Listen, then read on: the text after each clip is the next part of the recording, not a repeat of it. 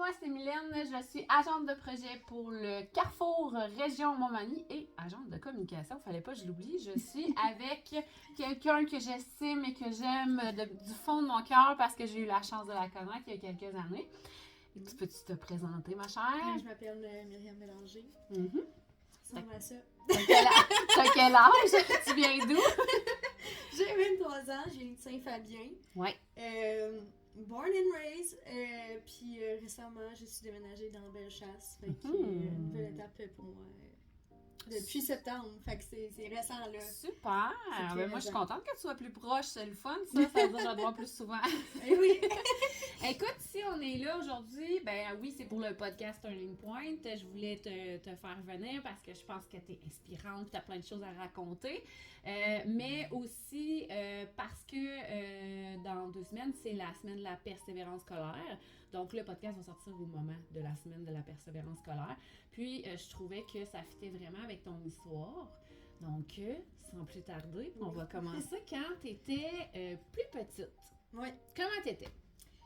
Et j'ai très peu de souvenirs. Ah ouais? Honnêtement, je m'en rappelle pas. Okay. Genre, ma mère, elle a mis récemment des vidéos dans un drive, puis je vois des vidéos, puis je suis comme, ouh là là! Je peux pas croire que la personne a fait comme si elle était TDAH, là. Okay. C'est comme, tabarnouche, ok? Je me vois aller, je parle vite, je suis énergique, j'ai le goût de faire des spectacles tout le temps, je traîne la caméra à ma mère, comme si c'était un vlog, puis là, je suis comme, soit je chante devant la caméra, je danse devant la caméra, ou genre je parle de ce que je fais dans ma journée, mais j'ai genre 6 ans. T'es dans la création à fond. Oui, là, je fais juste ça, puis quand je faisais pas ça, je me rappelle beaucoup, j'étais tout le temps en train d'écrire, tout le temps, constamment. Okay. J'ai encore des textes comme quand j'ai écrit, j'avais peut-être 8 ans, 9 ans.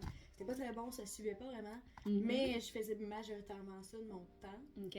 Parce que bon, il faut comprendre que Saint-Fabien, des activités à faire, il y en a pas tant non plus, là, fait que c'est ça. Puis nous autres, on habitait quand même loin du village. Fait que mes parents voulaient pas vraiment que j'y aille s'ils étaient pas là. Fait que ça a fait en sorte que j'ai été très créative, mettons. Je me rappelle, on avait un tableau vert, j'écrivais plein d'affaires. Puis là, des fois, je m'enseignais des affaires. Quand j'avais révisé mes trucs, je me les enseignais. Ah, c'est bon ça! Plein d'affaires de même, mais j'étais tout en train de faire quelque chose. Okay. Tout le temps. Pas mal toujours dans la création. Ça, c'est quand je faisais pas du vélo que je courais pas. OK. Mais ouais, je bougeais beaucoup. Je prenais beaucoup de place. J'avais besoin de beaucoup de place. Genre, je la prenais. Je la prenais. Tu prends encore ta place. Tu bouges beaucoup. Je bouge beaucoup, mais c'est différent. Ouais. Puis après, tu sais, bon, là, c'est quand t'avais 6, 7, 8 ans. Quand est-ce que ta mère a levé le flag pour Ma mère n'a pas levé le flag. Okay. C'est ça qui est intéressant. Ma mère a toujours eu, tu sais, c'est ça. Mes parents, ils ont fait comme, ah, crème, ok, il y a quelque chose. Mais le TDAH, dans le coin, ça se connaissait pas tant. Puis les seuls exemples qu'on avait, c'était le typique stéréotype, petit gars qui bouge partout, qui s'obstine avec les professeurs. Ce que j'étais pas. À l'école, j'étais pas quelqu'un qui m'obstinait avec mes profs. J'étais pas quelqu'un qui me bagarrait énormément non plus. Tu sais, j'avais des petits chicanes avec mes amis, mais rien de pas normal là, pour un enfant de mon âge. Fait que, tu sais, ça paraissait beaucoup plus à la maison. Fait que c'était plus comme compliqué au niveau, tu sais, les devoirs, la discipline, ce genre d'affaires-là. C'était plus difficile pour moi, mes émotions, les contrôler, pis tout ça. C'était plus difficile. T'sais, il savait qu'il y avait quelque chose, mais il était pas capable de mettre le doigt dessus. Jusqu'à temps que je rentre en 6e année, où est-ce que ma prof de l'époque, Nadine, qui est maintenant directrice à Saint-Marcel. Donc on s'est vu l'année passée, c'était très drôle, c'était vraiment le fun. Mais c'est ça, elle, on était sa première classe, puis elle a ciblé quelques autres élèves, dont moi, puis elle a fait comme, ça, il y a comme des petits cas de dyscalculie, de dyslexie, de TDAH. Et on en a parlé aux parents, puis tu sais, dont mes parents, puis elle a fait comme, hey, si ça vous dérange pas, je ferais une évaluation, voir qu'est-ce qui se passe, parce que, bon, Myriam, elle a des problèmes en mathématiques, vraiment beaucoup, là, j'ai du retard, j'ai des choses que je comprends pas du 2e année, là. OK. Genre, ça date d'il y a longtemps, mais on s'en est rendu compte juste à 6e année. Puis là, l'effet boule de neige fait en sorte que ces notions-là, je les comprendrai jamais de ma vie, c'est impossible pour moi de les comprendre. Fait que là, c'est ça. s'en vient le diagnostic, mes parents acceptent parce qu'évidemment, ils sont comme crème, on finit par savoir qu'est-ce qu'il y a. Ben oui. Fait que là, on est sorti une possible dyscalculie. On est d'aujourd'hui pas mal sûr que le diagnostic est oui en tabarnouche. Là, ça m'arrache des fois, là, je m'en rends compte. Mais le TDAH, qui était définitivement là. Puis, ben c'est là que c'est ressorti. Puis là, moi, au début, j'étais comme, non, c'est impossible. C'est impossible. J'étais vraiment contre mon diagnostic. Ça a été comme les 4 lettres qui ont changé le plus de ma vie. Au final, ça a été très positif. Heureusement, j'aurais jamais fait un baccalauréat là, si j'avais pas été diagnostiquée. Ouais. Mais, à ce moment-là, t'as 12 ans. Tu t'en vas sur tes 12 ans. T'apprends que t'es TDAH. T'es dans un milieu où est-ce que les seuls exemples de TDAH que t'as, t'es comme non, moi je m'identifie pas du tout à ça, là, genre vraiment pas. Fait que j'étais vraiment contre ça. Ça a été comme la grosse crise. Ouais, puis il faut quand même mentionner que il n'y a pas un enfant TDAH pareil. Là, moi, je veux dire, mes 2 enfants le sont, puis c'est moi le parent visé qui possiblement en est un aussi. Là. Ben, possiblement, fort probablement, en fait. Mais tu sais, y a les 2, là, ils sont 0 pareil. Là. Ben exactement, c'est ça. Fait puis on est dans un contexte où est-ce que justement, il y a très peu de jeunes qui sont diagnostiqués dans la région, du moins. Fait que là, t'es là, tu comprends vraiment pas ce qui se passe, puis tout ce que tu t'en comprends de cette jeune âge-là, c'est on veut me faire rentrer dans une case. Ouais. Beaucoup ça. Je ne suis pas compris. On veut me faire rentrer dans une case, je suis pas bien là-dedans. Ça a été très difficile, là, ce moment-là. Surtout que, bon, justement, j'avais un retard en maths, je m'en allais au secondaire, puis je voulais pas me faire traiter différemment, puis pour moi, c'était inconcevable. Tu sais, à Saint-Fabien, à l'école primaire, on n'avait pas de classe spécialisée, rien, tu sais, on avait des gens pour venir nous aider des fois, puis tout ça, puis tu sais, j'avais recours à ce genre d'affaires-là, tu sais, déjà pour mes difficultés en maths, tu sais, des fois, on se rencontrait en petits groupes avec, je pense que on avait l'orthopédagogue, l'autre, je sais pas trop si c'était travail social, TES. Peut-être psycho-éd, en fait. J'ai aucune idée, honnêtement. Ça fait tellement longtemps. Mais en tout cas, bref, elle travaillait en intervention, puis, tu sais, clairement, on nous avait déjà, comme parfois, cédulé des petits moments de travail lors de travail en classe pour être moins dérangé avec ces intervenants-là. Ça avait déjà été mis en place. Puis ça, c'était correct parce que c'était un lieu où est-ce que je me faisais pas intimider. Ouais. Je me faisais pas écœurer parce que je savais pas cette telle multiplication c'était quoi ou que je comprenais pas quelque chose. J'étais avec des filles majoritairement qui avaient le même genre de problème, fait qu'on s'entraidait beaucoup, on était fiers les unes des autres, fait que tu sais ça c'était déjà en place avant, fait qu'on dirait que ça c'était correct, mais après ça d'avoir une étiquette, puis de me faire dire ben tu seras jamais normal. Puis c'est plate parce que tu fites pas dans notre moule, puis on aimerait donc ça. Moi, après ça, ça en est venu justement des méthodes d'intervention, si on veut, des conseils, etc. Puis des fois, ça sonnait juste comme, ben dans le fond, tu serais supposé de marcher comme ça. Fait que j'aimerais ça que tu marches comme ça. Puis dans mon cerveau de jeune fille de 11-12 ans, j'étais genre, hell no! Ben non! Puis ils ont trouvé aussi un possible trouble de l'évolution qui aujourd'hui, selon les intervenants, ils ne sauraient pas dire si j'en ai un ou pas parce que il y a eu beaucoup d'évolution depuis 12 ans. Ben oui, c'est sûr, quand même. À 12 ans, mettons, déjà, il y a l'adolescence, la préadolescence, t'as déjà ton caractère qui est en train de se forger. Fait que moi, c'est arrivé genre direct dans un pic. Fait que mon adolescence, je l'ai vécu comme fois 1000 parce qu'à ce moment-là, j'étais comme beaucoup dans l'opposition. Ouais. Mais je sais même pas si ça a quelque chose à voir avec un possible trouble ou tout simplement le fait de ben, je suis hypersensible, mes émotions j'ai vu vraiment fois 1000. Fait comme moi quand j'ai fait comme non ça c'est pas moi, dans ma tête c'était ça, puis bon finalement avec le temps ça a évolué. Mais bon. oui, on s'agit avec le temps. Oui. Mais tu sais, en même temps, ben là ça c'est mon point de vue à moi qui est beaucoup plus vieille que toi, là, on s'entend. Mais, tu sais, moi, maintenant, tu sais, oui, je connais plein de gens qui ont un TDAH. Tu sais, à ça, c'est plus tabou pantoute, là. Tu sais, puis mes enfants le sont. Puis, tu sais, oui, je suis le parent visé. Puis, tu sais, moi, je trouve que c'est beau en soi.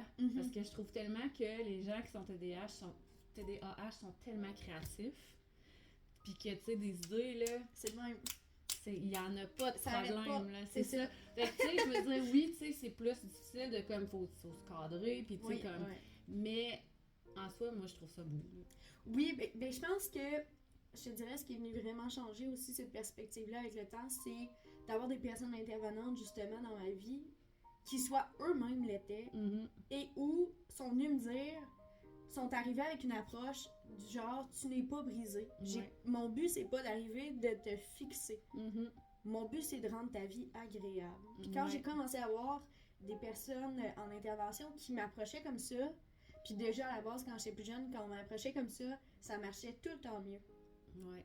Que quand on y arrive, on n'allait pas dans une prémisse de genre ah, tu sais, il n'y a rien à corriger, il faut juste comme t'aider là-dedans, puis on t'impose pas une manière, on essaie quelque chose, si ça marche pas, on se réajuste, il n'y en a pas de problème. Ouais, c'est ça, tout en utilisant tes forces à toi que tu as. C'est ça. Fait que ça aide beaucoup. Ça a beaucoup aidé, mais ouais.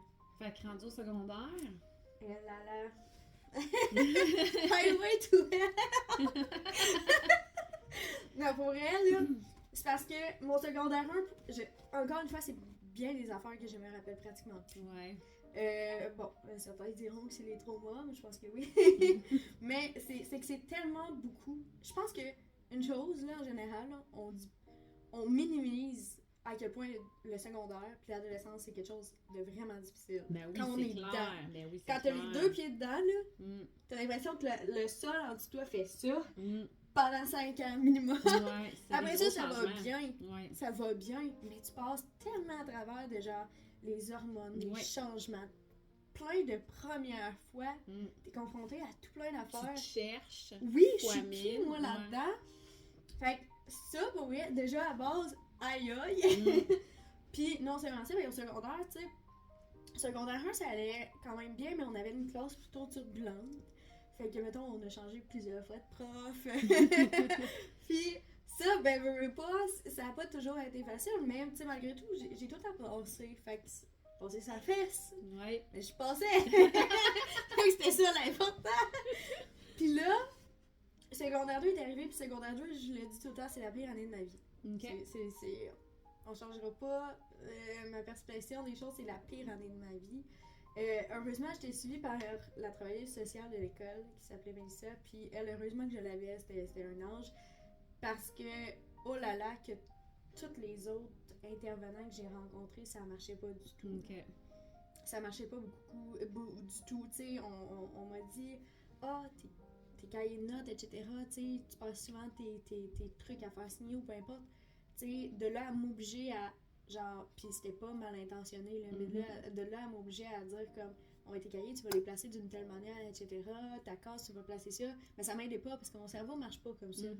Fait qu'au final, j'ai le plaisir de vous annoncer que même à l'université, mes travaux, je les mettais dans mon agenda. Et ça a toujours fonctionné, j'ai remis aucun travail à temps. C'est un truc que toi, t'avais développé, Oui, pis tu sais, à cette époque-là, ça ne fonctionnait pas parce que, bon, à cette époque-là, je prenais un médicament pour mon TDAH qui ne fonctionnait pas pour moi. Genre, ça marchait pas du tout. Puis, bon, vraiment, secondaire 2, je buvais du café, là. Pour être réveillée, là. Mes parents n'étaient pas nécessairement pour ça, mais à un moment donné, j'étais tellement ketchup qu'ils ont fait comme, peut-être ça va l'aider. Fait que, je buvais du café le matin parce que je dormais presque pas, beaucoup de troubles de sommeil. Ça allait pas, j'avais pas moi j'ai tout le temps vagabondé d'une gang à l'autre, fait que j'étais avec une gang qui consommait, mais il y a personne qui m'a jamais incité à consommer quoi que ce soit, là, tu sais, c'était une gang qui était super correcte. Tu sais, je me tenais avec du monde qui consommait, après ça je me tenais avec d'autres mondes, puis mais j'ai vécu beaucoup d'intimidation secondaire 1-2, fait que ça a fait en sorte que, bon, à un certain point, mes parents, tu sais, j'ai pas eu internet chez nous, fait que tu sais, j'étais comme, j'avais juste l'école pour sociabiliser, puis après ça, je sociabilisais plus vraiment. Mais ça a été difficile parce que je suis quelqu'un qui jase beaucoup. Fait que, mettons que ça filait pas déjà à base parce que justement, je me sentais beaucoup isolée, mais en même temps, c'est pas nécessairement là que j'avais les meilleures amitiés non plus. Puis, c'est pas contre ces personnes-là, mais il y a personne à 13 ans qui peut dire « Moi, j'ai été la meilleure personne de toute l'histoire de l'humanité. » Mais non, c'est ça. Genre, moi-même, là, j'ai fait des affaires, j'ai dit des choses, des fois, je suis comme « Hey, ça, c'était pas fort, mais... » Tu sais, c'est ça. J'étais beaucoup dans un contexte où c'est que c'était difficile. Ben, là, ben, comme toute adolescente, j'ai pas toujours pris les bonnes décisions. Je me suis pas tenue tout le temps avec les bonnes personnes. Puis ça a eu des impacts sur mes résultats scolaires. Tu sais, en secondaire 2, je me rappelle, sais, moi, j'ai des gens qui me disent « Ah, Myriam, mais t'as toujours été bonne à l'école. Il y en a pas de problème. » Je suis comme « T'as pas vu mon 25 dans mon bulletin de maths? » Mon 25 dans mon bulletin de maths, mon 52 en histoire, puis en sciences, je devais avoir un 48 à cette époque-là. Là. Genre, toutes mes notes faisaient ça. Puis, mes parents étaient comme, pour vrai, si tu passes pas, genre, au pire, on va te charger d'école ou peu importe, là, parce que là, en ce moment, il y a vraiment quelque chose qui ne fonctionne pas. Je sais pas si c'est ta gang ou peu importe, mais il y a quelque chose qui fonctionne pas. Puis là, moi, j'étais comme... Puis là, à ce moment-là, il m'est arrivé des situations où est-ce que j'ai été à l'externe, puis j'ai eu des problèmes avec certaines personnes, puis je me suis ramassée à l'externe à un moment donné, puis après ça, à l'interne, puis pour les gens qui savent pas c'est quoi, à l'externe, c'est que t'es 3 jours à l'extérieur de l'école, puis à l'interne, t'es dans les murs de l'école, mais t'es pas dans la classe. Fait que, à ce moment-là, quand mes parents ont fait comme moi, ben là, on réfléchit à l'option de peut-être te changer d'école, moi j'étais comme, non, je croirais pas, non. Fait que finalement, là, on a été voir, on a été consulter finalement. Je pense que j'ai changé de molécule, mais je sais plus si c'est à ce moment-là, mais en tout cas, on a essayé autre chose. Puis, j'ai vraiment travaillé fort. Je travaillais déjà fort, là, parce que mine de rien, à travers tout ce qui se passait, je donnais beaucoup d'efforts. Mais personne ne semblait s'en rendre compte, puis c'est quelque chose qui me frustrait beaucoup. Ouais. Mais il se passait tellement de choses dans ma vie, tellement de changements. Tu sais, j'ai eu mon premier coup de foudre à cette époque-là, puis ça m'a pris 1 an à m'en remettre de ce gars-là, puis ça a été très difficile pour moi. Il y a eu plein d'affaires qui se sont passées cette année-là. On venait de déménager à notre nouvelle maison. J'étais pas d'accord avec ce déménagement-là, fait qu'il se passait tellement de choses, ma tête était tellement remplie. Puis en tant qu'hypersensible, j'avais juste ça dans la tête quand j'étais à l'école. Ouais. Fait que c'était encore plus difficile de rester concentrée sur des choses que je comprenais pas l'utilité. J'étais genre, pourquoi j'apprends ça, moi? Ouais. Moi, je sais, là, que je travaillerai pas dans les maths, là. Pourquoi? Mais en même temps, j'étais comme, si je passe pas à travers de ça, je serais jamais capable de faire quelque chose que j'aime. Fait que quand je me suis mindée à ça, puis en ayant des discussions justement avec ma TS à cette époque-là, quand je me suis rendu compte que c'est ma seule manière, c'est de réussir pour pouvoir faire quelque chose que j'aime éventuellement, que ce soit une formation professionnelle, que ce soit un bac ou peu importe. Moi, je pensais pas faire un bac, là, by the way. Il y avait aucune chance que je fasse un bac dans ma tête, là. Mais finalement, c'est ça. Finalement, j'ai passé. Ça avait fait.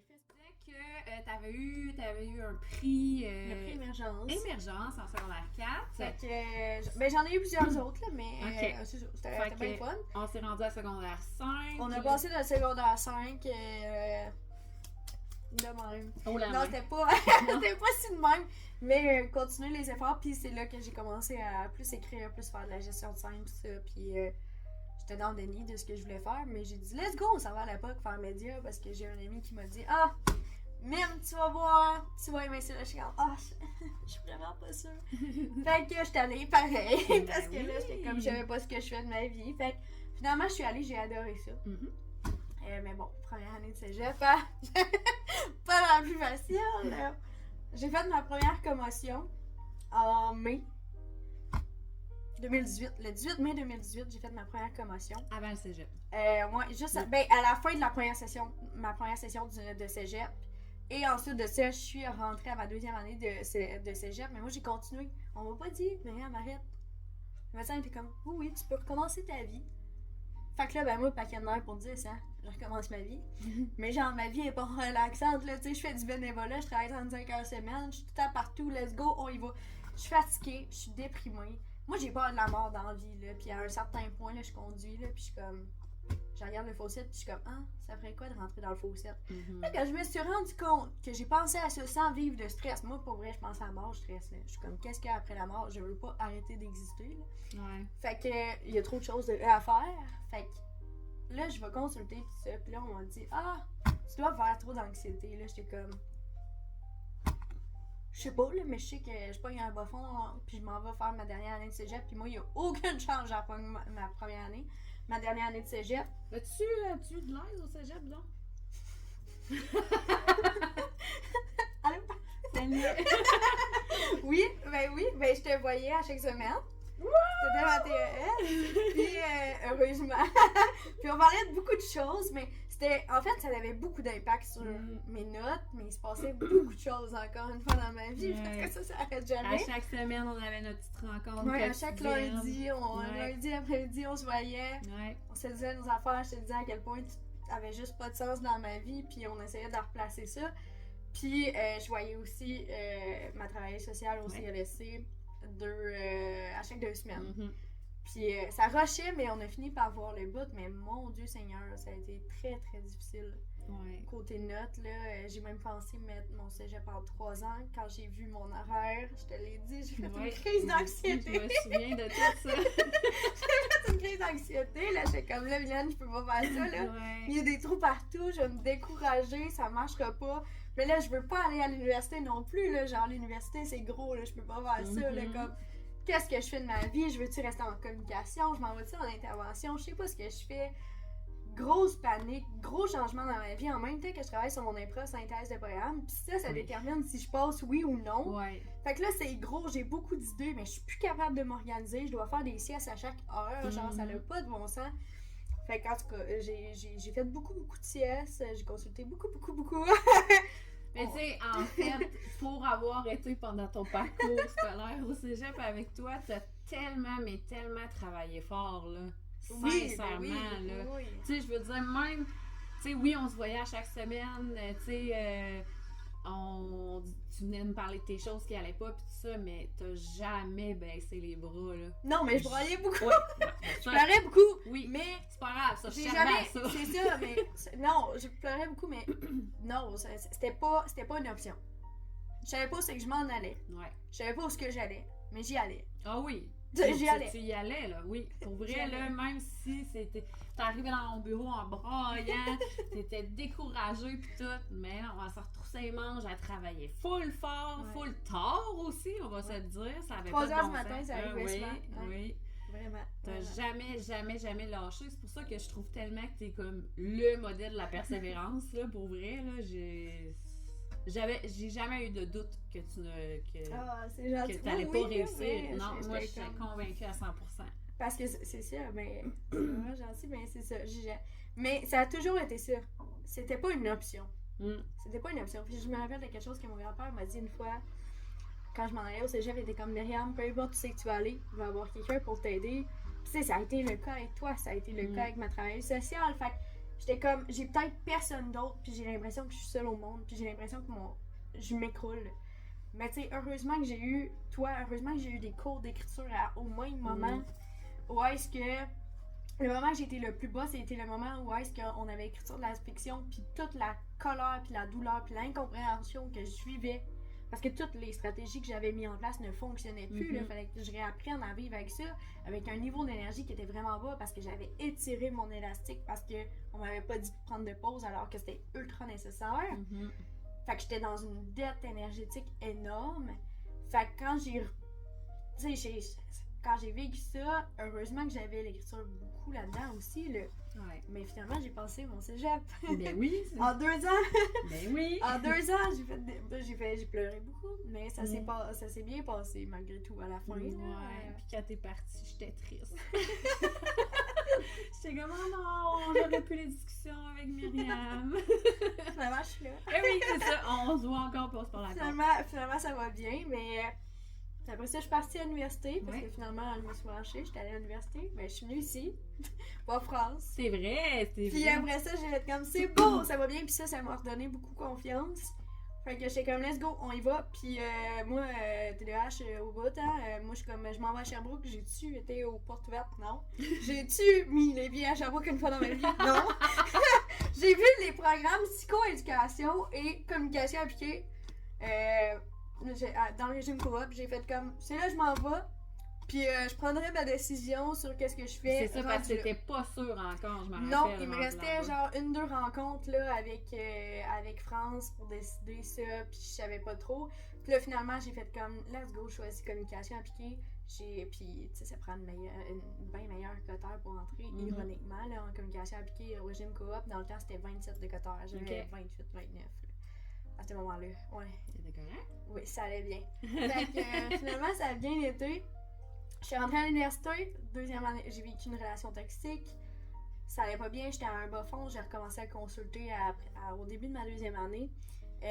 Puis en février de ma deuxième année d'université, donc février 2021, mon grand-père a eu son diagnostic de cancer de stade 4 au poumon.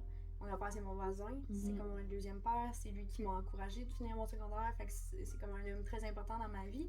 Fait que, puis en même temps, pas mal, j'ai fait ma deuxième commotion. C'est dans le temps de la COVID, fait que c'était un peu niaiseux, mais moi j'habitais chez des amis parce que justement, avec ce qui se passait avec mon grand-père, j'avais besoin de mes amis. C'était comme mes oncles, fait que j'habitais pas mal avec eux. Puis j'ai un ami, il était vraiment content de me voir. Il me donne un câlin, mais tu sais, le câlin, tu me swings dans les airs, genre un peu, ah, man, je suis vraiment contente. Mais c'est parce que il remarque pas que moi, de mon côté, là, il y a le cadre de porte à ça de ma tête. Mais genre, il me swing, là. Genre, il est content de me voir. Mais lui, il veut pas me faire mal, là, tu sais, mais il s'en rend pas compte. Puis je il dit, hey! Là, il me dépose à terre, là, je suis comme, oh, Ben, je pense que j'ai une fan de commotion. T'es sûr? Je suis pas mal sûr que l'envie soudaine de vomir et des étourdissements, c'est un bon signe. Vu en plus que t'étais déjà fragile, t'en avais fait une Oui, pis tu sais, grosse. genre, je veux dire, un cadre de porte en bois, t'es à ça, tu te fais se mouiller, pas mal certaine que t'en fais un. Fait que quelques jours plus tard, là, je décide de vouloir faire un petit peu ma tête de cochon. Fait que je suis comme, je peux voir comment ça file. Moi, on est presque à la fin, là, tu sais, une session universitaire, ça termine fin avril. Puis là, moi, je suis comme en début de fin de session, là. Je suis comme, je peux pas arrêter. Fait que je m'obstine, je vais faire 3-4 jours à Sherbrooke parce qu'on est un des seuls campus qu'on avait le droit d'aller sur le campus quand même. Moi, la majorité de mes cours se tenaient quand même en présentiel. Fait que, ouais, vraiment. Fait que j'y vais. Puis après ça, je suis comme, si je file mal, là. J'ai mal au cœur, je file pas. Fait que je suis allée à la Pacatière, à l'hôpital, en revenant.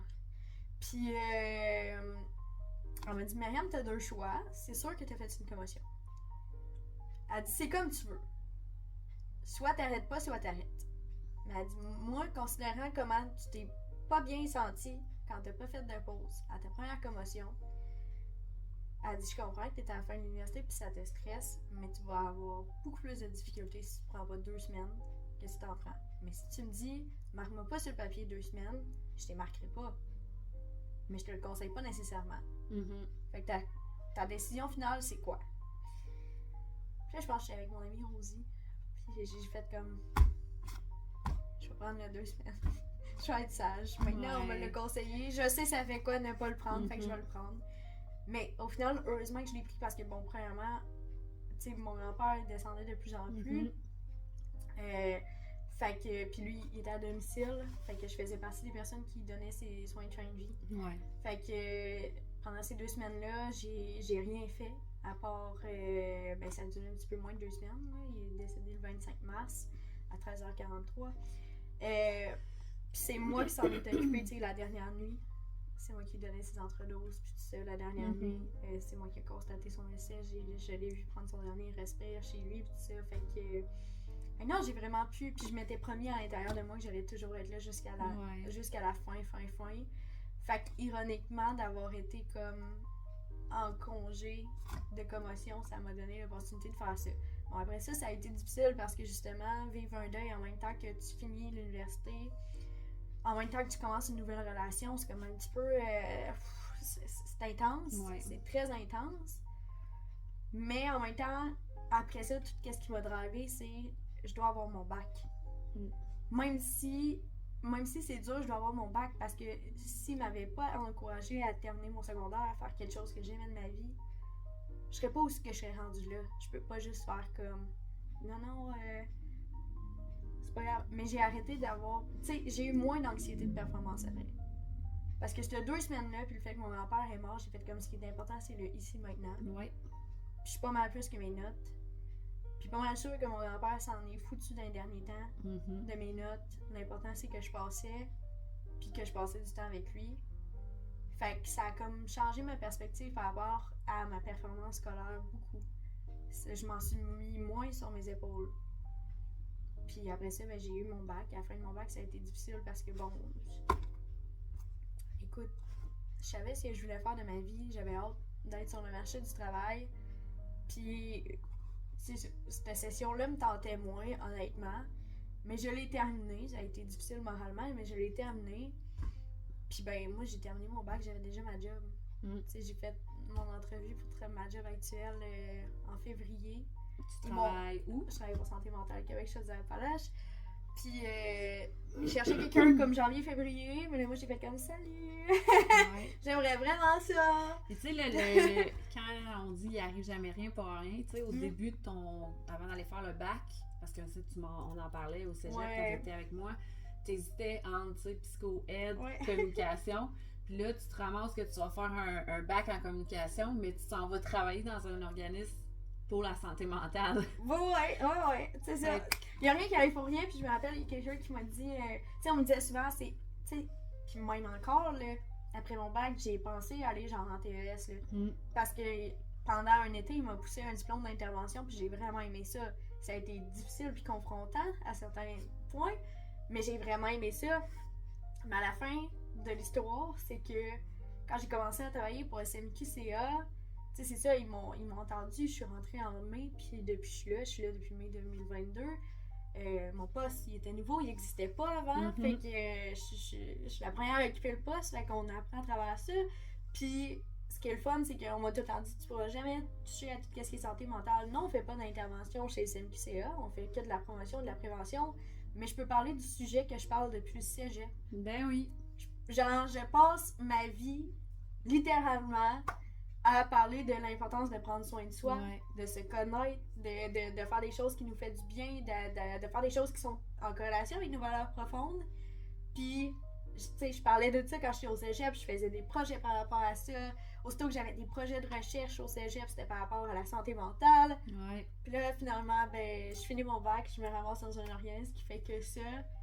Fait que je suis comme, crime, ok, là, genre, tout est aligné ensemble, puis finalement, ben, je travaille en santé mentale, même si j'ai pas un bac en intervention. Fait que c'est le meilleur des deux mondes. Ben, mais c'est vraiment cool.